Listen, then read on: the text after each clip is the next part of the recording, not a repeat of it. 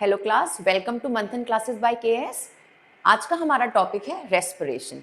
मैंने आज से पहले जो भी टॉपिक्स आपको पढ़ाए हैं, मैं उम्मीद करती हूँ कि आप लोगों को समझ में आए होंगे। और अगर उनमें कोई भी डाउट है, कोई भी क्वेरी है, तो प्लीज़ आप मुझे कमेंट्स करें, मैं आपका रिप्लाई ज़रूर करूँगी। ओके, तो आज का हमारा टॉपिक है रेस्पिरेशन। तो आज का ये हमारा जो टॉपिक है रेस्पिरेशन, ये बहुत इंपॉर्टेंट टॉपिक है। और ये जो टॉपिक है रेस्पिरेशन, ये आज भी इंपॉर्टेंट है। आज क्लास के लिए जो 7th है, 6th है, 8th है, इन क्लासेस के लिए भी इंपॉर्टेंट है। और इनके साथ साथ जब हम आगे और बड़े क्लासेस में जाएंगे, जैसे कि 11th 12th, अगर आप पीसीबी लेते हैं, आपके पास बायोलॉजी आती है, तो अभी रेस्पिरेशन टॉपिक आपके लिए बहुत इंपॉर्टेंट रहने वाला है। तो इसे बहुत ध्यान से समझिए। अगर आपको आज बेसिक समझ में आ जाते हैं रेस्पिरेशन के, क्योंकि अभी हम ये स्टार्ट कर रहे हैं, जो बेसिक टॉपिक्स हैं हम उनके बारे में पढ़ना शुरू कर रहे हैं, तो ये बहुत ज़रूरी है कि हम आज से ही इन टॉपिक्स के बारे में एक डिटेल्ड नॉलेज, एक डिटेल्ड इंफॉर्मेशन लेकर के चलें। क्योंकि आगे अगर कॉम्पिटिटिव एग्जाम्स भी देते हैं, तो उनमें भी इन टॉपिक्स से, ये टॉपिक्स इतने बेसिक और इतने रिलेटेड टॉपिक्स होते हैं कि इनसे क्वेश्चन ज़रूर बनते हैं एमसीक्यूज में। तो आज अगर आपका ये टॉपिक बहुत अच्छे से क्लियर हो जाएगा, तो आपको हमेशा ही ये टॉपिक का समझ में आएगा और आप हमेशा ही इस टॉपिक से कुछ भी क्वेश्चन का आंसर देने में भी सक्षम रहेंगे। ठीक है, तो हम आज का टॉपिक शुरू करते हैं। तो टुडेज टॉपिक इज रेस्पिरेशन। तो अब रेस्पिरेशन होता क्या है, पहले आप मुझे ये बताइए, आप लोग क्या समझते हैं कि रेस्पिरेशन क्या है? रेस्पिरेशन एक प्रोसेस है जिसमें हम इनहेल करते हैं ऑक्सीजन को और एक्सहेल करते हैं कार्बन डाइऑक्साइड को। अब जो ये रेस्पिरेशन का इनहेलिंग और एक्सहेलिंग का जो प्रोसेस है, इससे हो क्या रहा है? जब हम ऑक्सीजन इनहेल करते हैं, तो जो फूड हमने इनटेक, हमारा जो बॉडी में फूड हमने लिया हुआ होता है, तो फूड क्या है? फूड न्यूट्रिएंट्स की फॉर्म में हमारे ब्लड और सेल्स में जाता है।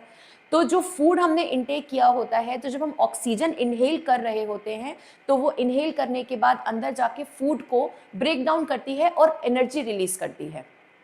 Releasing of energy from the food nutrients, जो फूड होता है उसमें से जो एनर्जी रिलीज होती है with the help of oxygen, उस प्रोसेस को बेसिकली बोला जाता है respiration. The process in which taking in oxygen, using it for energy release and eliminating the waste products like carbon dioxide and water from the body. Get it? तो क्या मतलब हुआ कि हमने जो ऑक्सीजन इनहेल करी, उसकी इनहेलेशन से, जो ऑक्सीजन से हमारा जो फूड है वो ब्रेक डाउन होता है और एनर्जी रिलीज करता है। और वो एनर्जी हमारी बॉडी को यूज करती है, हमारी बॉडी उस एनर्जी को हमारे डे टू डे वर्क के लिए, और जो एलिमिनेट करता है हमारा waste products, that is carbon dioxide and water from the body. This is the process of respiration. I hope you get my point. आपको समझ आया होगा कि मैंने क्या बताया। तो रेस्पिरेशन के बेसिकली 2 स्टेप्स होते हैं। एक स्टेप होता है एक्सटर्नल रेस्पिरेशन और एक स्टेप होता है इंटरनल रेस्पिरेशन। तो 2 स्टेप्स होते हैं। अब एक्सटर्नल रेस्पिरेशन, जैसे कि वर्ड ही बता रहा है एक्सटर्नल रेस्पिरेशन, तो जो एक्सटर्नल बॉडी से हमारा रेस्पिरेशन हो रहा है, जैसे कि inhalation of oxygen, exhalation of carbon dioxide, तो ये एक्सटर्नल जो रेस्पिरेशन होता है, इसमें 2 स्टेप्स होते हैं। One is inhalation and other one is exhalation. अब external respiration, process of inhalation of oxygen rich air and exhalation of carbon dioxide rich air is the process of external respiration. In this external respiration there are 2 steps. One is inhalation. Inhalation मतलब कि हम oxygen को intake कर रहे हैं, हम inhale कर रहे हैं ऑक्सीजन को, ठीक है। और एक्सहेलेशन, एक्सहेलेशन का मतलब जब हम कार्बन डाइऑक्साइड को बाहर छोड़ रहे हैं, ऐसे हम सांस को निकाल रहे हैं, उसको बोलते हैं एक्सहेलेशन, ठीक है।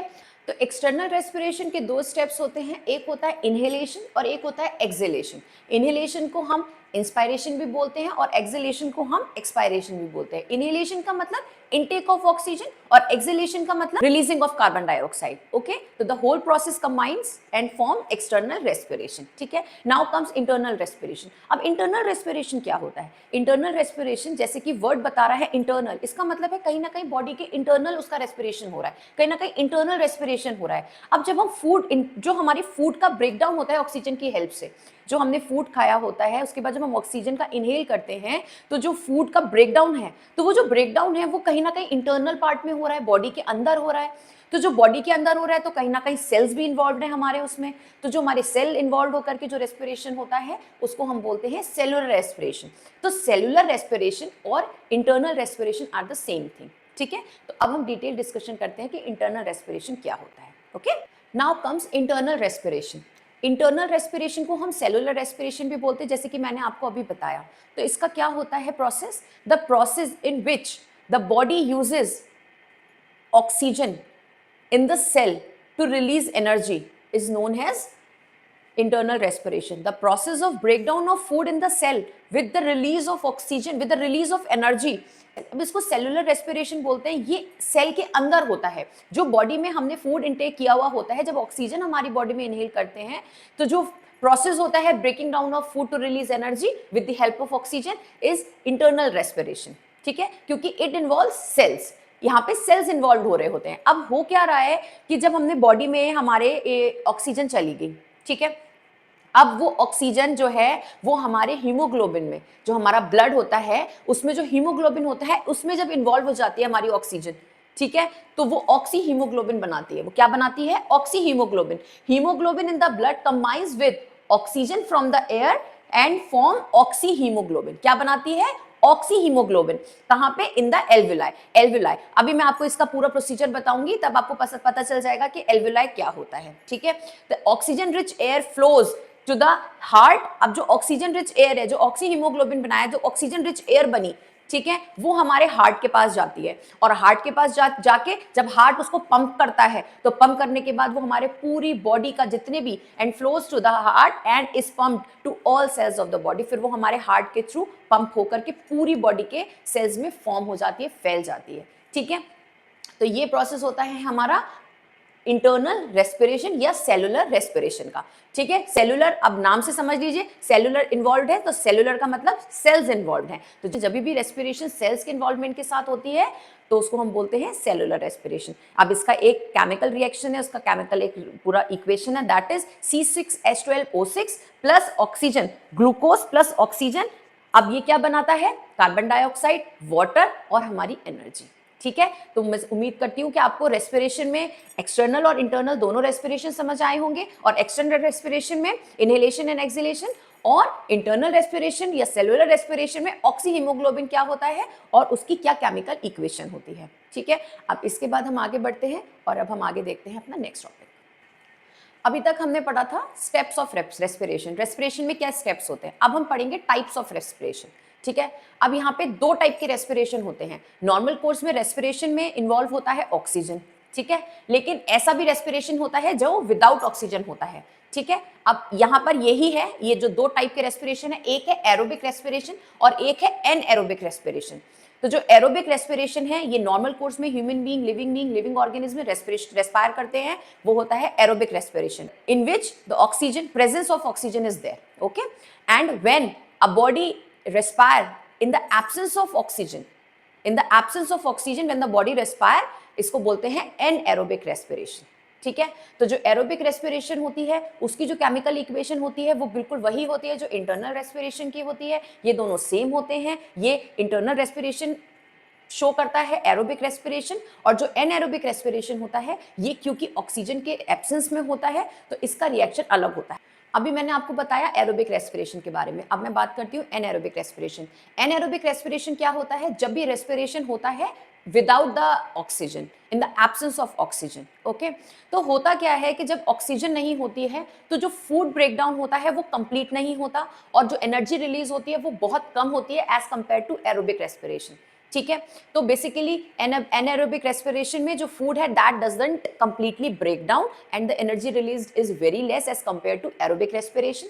अब there are two types of in yeast cell and in muscle cell. There are two type of anaerobic respiration, that is one in yeast cell and other one is in muscles. Okay, तो अभी हम यहाँ पर discuss करने वाले हैं yeast cell में। अब हो क्या रहा है, it can respire both ways. जो ईस्ट सेल्स होते हैं ये दोनों तरीके से रेस्पायर कर पाते हैं, एरोबिकली भी एंड एनाएरोबिकली भी। अब हो क्या रहा है, जब एरोबिक तरीके से रेस्पिरेशन होता है ईस्ट सेल में तो वो ज्यादा एनर्जी रिलीज करते हैं एज कंपेयर टू एनएरोबिकली। ठीक है, तो फिर एरोबिक रेस्पिरेशन में ज्यादा एनर्जी रिलीज होती है, एनएरोबिक में कम एनर्जी रिलीज होती है। अब इसकी इक्वेशन क्या होती है, इसमें इक्वेशन में ग्लूकोज जब ईस्ट से कंपेयर होता है मिलता है, जब yeast cell without the presence of oxygen हमारा रेस्पिरेशन हो रहा है तो क्या हो रहा है कि एथेनॉल रिलीज होता है और कार्बन डाइऑक्साइड रिलीज होती है। ठीक है, और ये वाला जो प्रोसेस है एनएरोबिक रेस्पिरेशन इन ईस्ट, इसको बोलते हैं फर्मेंटेशन। ठीक है, इसको क्या बोलते हैं? फर्मेंटेशन।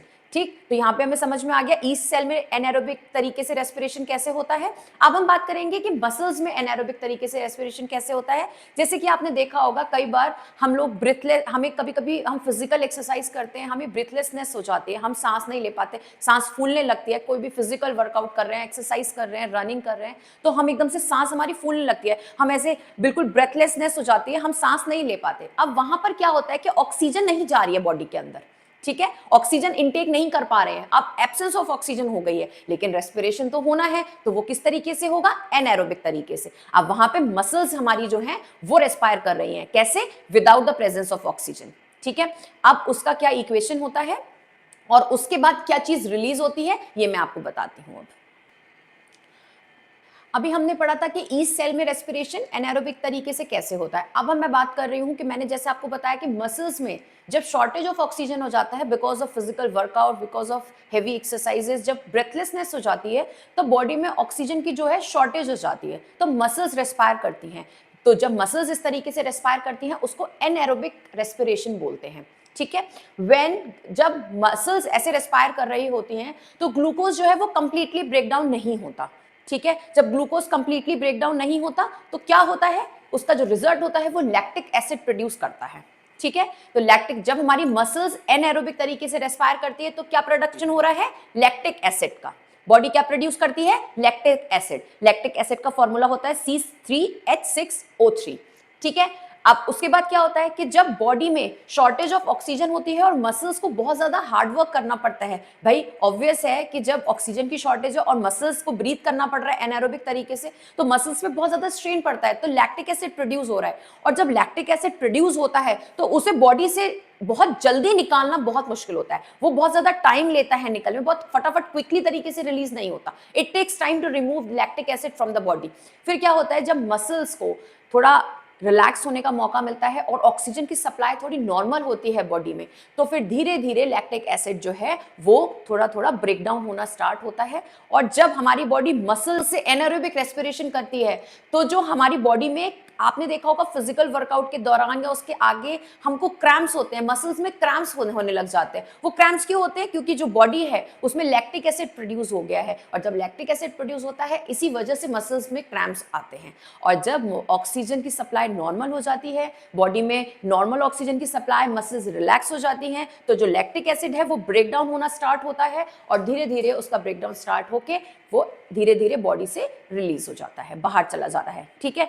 तो फिर इसका जो एक केमिकल रिएक्शन है हमारी मसल्स में, जो एनारोबिक रेस्पिरेशन है उसकी क्या है, ग्लूकोज के साथ अब ऑक्सीजन है नहीं, तो in the absence of oxygen lactic acid produce हो रहा है और एनर्जी रिलीज हो रही है, क्योंकि शॉर्टेज ऑफ ऑक्सीजन है तो एनर्जी थोड़ी रिलीज होती है। वो एरोबिक तरीके से बहुत ज्यादा नहीं होती लेकिन थोड़ी होती है, ठीक है। तो मैं उम्मीद करती हूँ कि आपको ये चीज समझ में आ गई होगी। अब यहाँ हुआ क्या है कि हमने रेस्पिरेशन के स्टेप्स हमने देख लिए कि रेस्पिरेशन के क्या स्टेप्स होते हैं, हमने देख लिए टाइप्स ऑफ रेस्पिरेशन क्या होते हैं। अब हम यहाँ से डिटेल में पढ़ने वाले हैं कि ह्यूमंस में रेस्पिरेशन किस तरीके से होता है, कि बॉडी में कहाँ कहाँ पहले एयर को हम इनटेक करते हैं तो फिर कहाँ जाती है एयर, कैसे लंग्स में पहुंचती है एयर, हम इसके बारे में पढ़ेंगे। और उसके बाद हमारा नेक्स्ट टॉपिक होगा कि रेस्पिरेशन एनिमल्स में किस तरीके से होता है, ठीक है।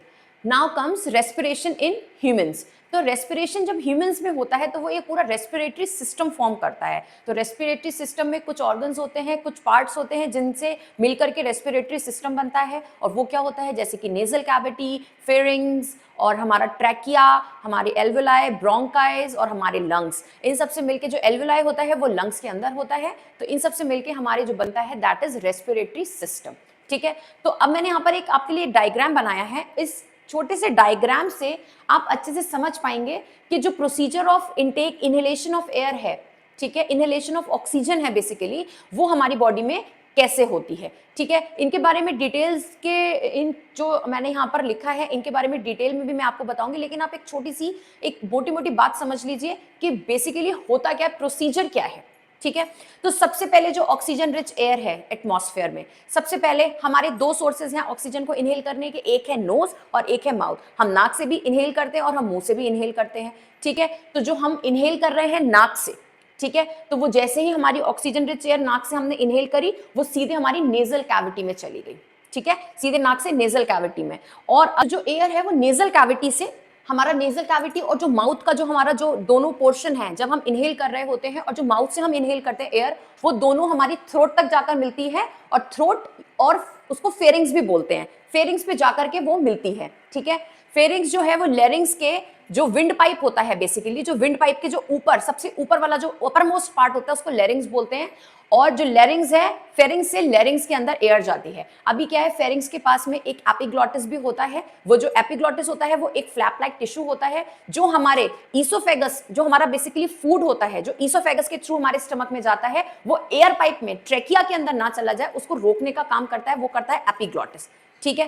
तो अब हमारी फेरिंग्स तक आ गई हमारी एयर। अब फेरिंग्स से हमारी जो एयर है वो लैरिंग्स के अंदर जाती है और लैरिंग्स के थ्रू ट्रेकिया, ट्रेकिया हमारा विंड पाइप होता है, ट्रेकिया के थ्रू वो हमारी ब्रोंकाई में जाती है, ठीक है। पूरा एक ट्रेकिया, एक हमारा 12 सेंटीमीटर लॉन्ग एक पाइप होता है, उसके थ्रू हमारी जो एयर है वो हमारी ब्रोंकाई में जाती है। अब ब्रोंकाई तक आती है। अब ब्रोंकाई जो होती है वो लेफ्ट और राइट ब्रोंकाई होती है, ठीक है। अब वो लेफ्ट और राइट ब्रोंकाई जो होती है वो लंग से कनेक्ट करती है और ब्रोंकाई जो लंग से कनेक्ट करती है उसमें और स्मॉलर ट्यूब्स होते हैं, उसके अंदर बहुत मिलियंस ऑफ ट्यूब्स होते हैं स्मॉलर, उनको ब्रोंकाई होल्स बोलते हैं। उनको क्या बोलते हैं? ब्रोंकाई होल्स, ठीक है। अब यहां ब्रोंकाई से ब्रोंकायोल्स तक आ गए। उसके बाद लंग्स के अंदर जो स्मॉलर ट्यूब्स हैं ब्रोंकायोल्स जिनको बोलते हैं, उनके थ्रू एल्वुलाई में हमारी एयर जाती है, ठीक है। ब्रोंकायोल से एल्वुलाई में हमारी एयर जाती है। जब हमारी एयर एल्वुलाई तक आ गई, अब लंग्स में 300 से लेके 400 मिलियंस तक एल्वुलाइज प्रेजेंट होती हैं, ठीक है। अब एल्वुलाई अगर प्लूरल है तो एल्वुलाई और अगर सिंगुलर है तो एल्वुलस बोलते हैं उसको,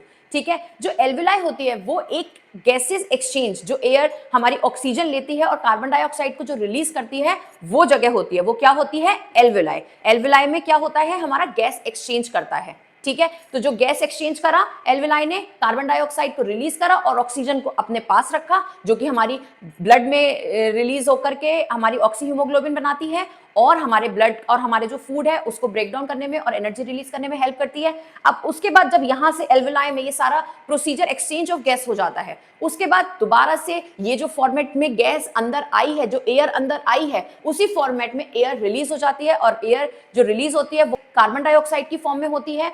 तो वहां से फिर से ब्रोंकायोल्स में जाती है, फिर से ब्रोंकाई में, फिर ट्रेकिया, ट्रेकिया से फेरिंग्स और फेरिंग्स से नेजल कैविटी और फिर हम उसको रिलीज कर देते हैं अपने नोज या माउथ के थ्रू। तो ये जो पूरा प्रोसीजर है, ये पूरा प्रोसीजर बनाता है रेस्पिरेटरी सिस्टम इन ह्यूमंस। तो ये एक मैंने आपको मोटी मोटी बात बताई है कि जो रेस्पिरेशन होता है बेसिकली एयर का, ऑक्सीजन का इनहेल करने से कार्बन डाइऑक्साइड का एक्सहेल करने तक का जो प्रोसीजर है वो मैंने आपको यहाँ पर इस डायग्राम के थ्रू बताया है। और अब हम इसकी थोड़ी सी डिटेल डिस्कशन भी करेंगे जो आपके एग्जाम्स के लिए बहुत इंपॉर्टेंट है। तो मैं आपको वो बताती हूँ जो आपके एग्जाम्स के लिए अब इंपॉर्टेंट। तो आइए चलते हैं इसके नेक्स्ट टॉपिक पे। हमारा नेक्स्ट टॉपिक है डायफ्राम। डायफ्राम क्या होता है और कहां होता है डायफ्राम?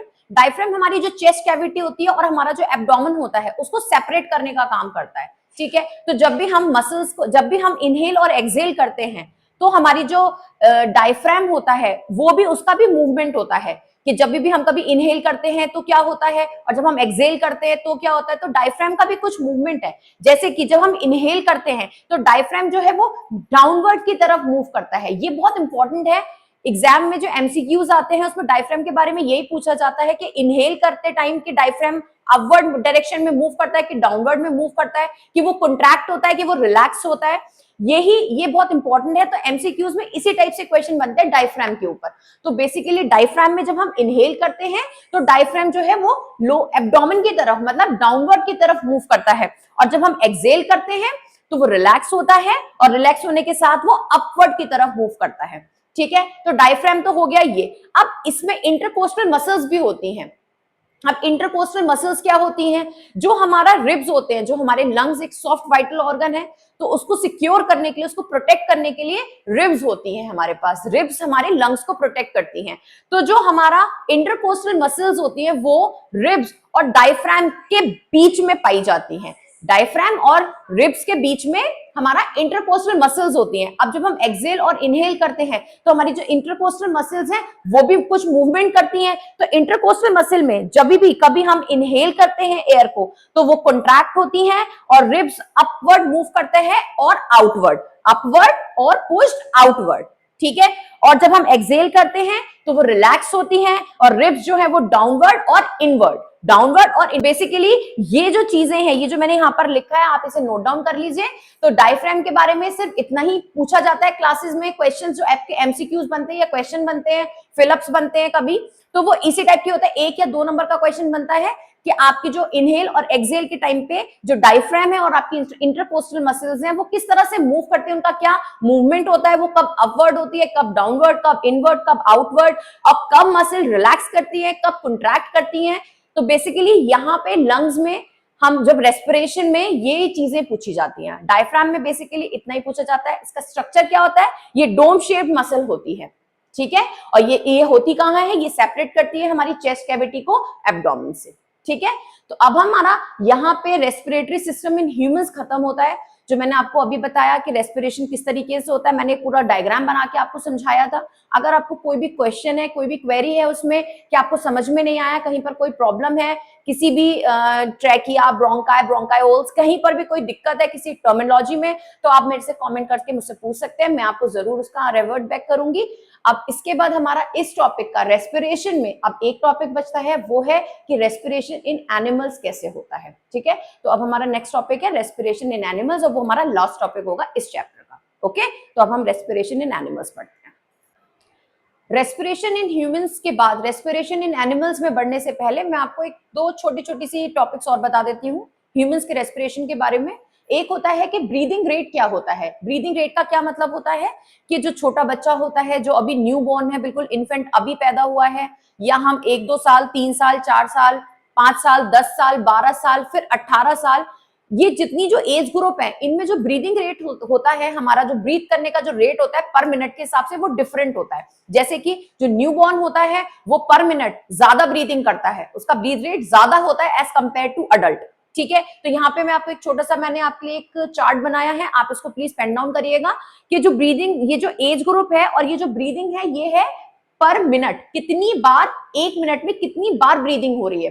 जैसे जो न्यूबॉर्न है वो 30 से 40 बार 30 to 40 टाइम्स ब्रीथ करता है एक मिनट में। जैसे मैंने आपको बताया जो न्यूबॉर्न होता है वो बहुत ज्यादा ब्रीदिंग करता है, उसकी ब्रीदिंग जो कैपेसिटी और टेंडेंसी होती है वो बहुत ज्यादा होती है, वो एक मिनट में 30 से 40 बार ब्रीदिंग करता है, ठीक है।